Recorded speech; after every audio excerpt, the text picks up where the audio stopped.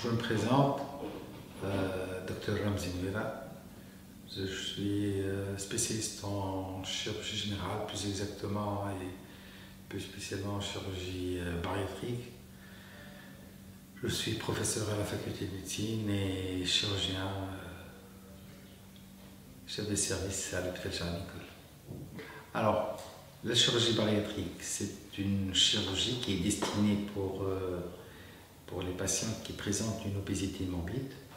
Alors l'obésité morbide étant définie par les critères de l'Organisation mondiale de la santé comme étant les patients qui présentent un index de masse corporelle, qui est le poids sur la taille au carré, qui est supérieur à 40. C'est une chirurgie qui était appelée chirurgie bariatrique. Actuellement, on l'a définie comme étant une chirurgie métabolique. Pourquoi? Parce que cette chirurgie permet chez ces patients non seulement de prévenir le diabète, l'hypertension, la dyslipidémie et tout ce qui est maladie coronarienne, mais en plus de les traiter et de diminuer de leur sévérité. C'est-à-dire que là maintenant, toutes les études sont d'accord et ont prouvé que plus de la moitié des patients voient leur diabète disparaître, plus de la moitié des patients ne sont plus hypertendus après l'intervention, et donc les autres, leur diabète devient plus facile à traiter et leur hypertension artérielle donc nécessite moins de médicaments pour être équilibrés. Alors, les patients doivent être d'abord répondre aux critères qu'on vient de préciser, c'est-à-dire avoir un index de masse corporelle supérieur à 40 ou alors supérieur à 35 en présence d'une hypertension, diabète, d'une coronaropathie ou d'un syndrome d'apnée de sommeil.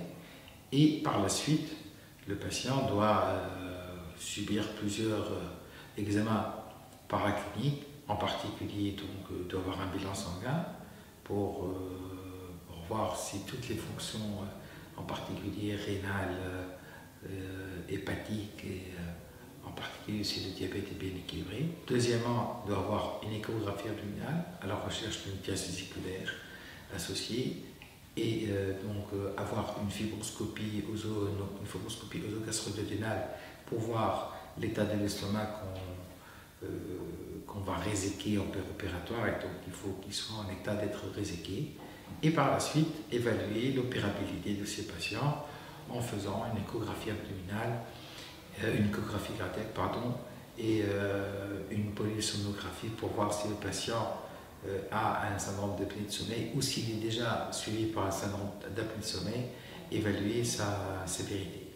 Alors, il ne faut pas oublier, à part tous ces examens complémentaires, il ne faut pas oublier d'évaluer l'état psychiatrique et psychologique du patient. Et donc, le patient devra être évalué sur le plan psychologique s'il est prêt à adhérer au projet thérapeutique qu'on va lui proposer, ces chirurgies bariatriques, parce que ce n'est pas uniquement un geste, c'est un projet thérapeutique qui va se poursuivre pendant des années, et pour justement se donner le maximum de chances de réussite de cette intervention, il faut que le patient, sur le plan psychiatrique, soit équilibré et prêt à changer de comportement alimentaire en post-opératoire. Alors pour la gastrectomie, on met 4-5 trocars et on résecte les 2 tiers de l'estomac, les 2 tiers distaux qui sont à gauche. Alors le fait d'enlever cette partie de l'estomac va réduire la capacité de l'estomac, d'accord, à contenir les aliments. Et donc c'est une intervention qui est donc appelée restrictive. Donc on va diminuer le patient, donc quand il va ingérer des aliments, il aura une sensation de satiété très rapidement, d'accord. Et en plus, la partie de l'estomac qui a été réséquée, c'est la partie qui était responsable de la sécrétion de plusieurs hormones, non les hormones de la faim, responsables de la faim. Et donc on va se retrouver vis-à-vis d'un patient qui aura beaucoup moins faim que par rapport à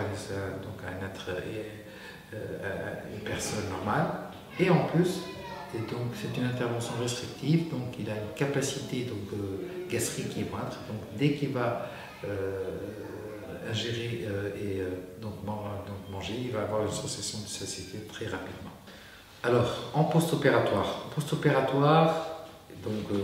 Déjà l'hospitalisation est très courte pour la gastrectomie, c'est 2 jours. Pour le bypass, c'est environ 4-5 jours maximum. D'accord. Le patient est réalimenté dès le premier jour post-opératoire. Donc le premier jour après l'intervention, il commence à se réalimenter. On fait un transit pour s'assurer que toutes les sutures sont étanches et on commence à réalimenter le patient. Après, comme les interventions sont faites sous cystoscopie, le patient n'a pas mal en post-opératoire.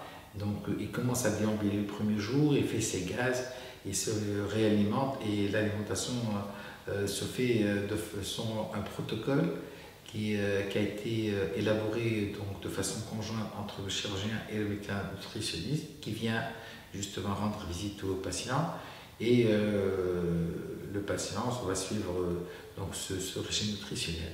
Alors en ce qui concerne le congé et la réinsertion socio-professionnelle, comme ça se fait sous Célio, c'est des patients qui reviennent à leur vie habituelle, leur vie sociale ou socio-professionnelle dans un délai de maximum de 7, 10, 15 jours maximum pour les bypass.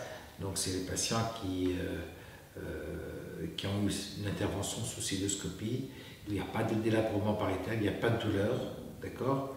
Et le retour à la vie normale est très rapide. Alors, même pour l'activité sportive, dans un délai de maximum 1 mois, les patients peuvent reprendre une activité sportive régulière. Alors, en Tunisie, on fait la chirurgie bariatrique depuis maintenant environ une quinzaine d'années, d'accord. C'est une chirurgie qui est très très développée en Tunisie. On fait toutes les interventions.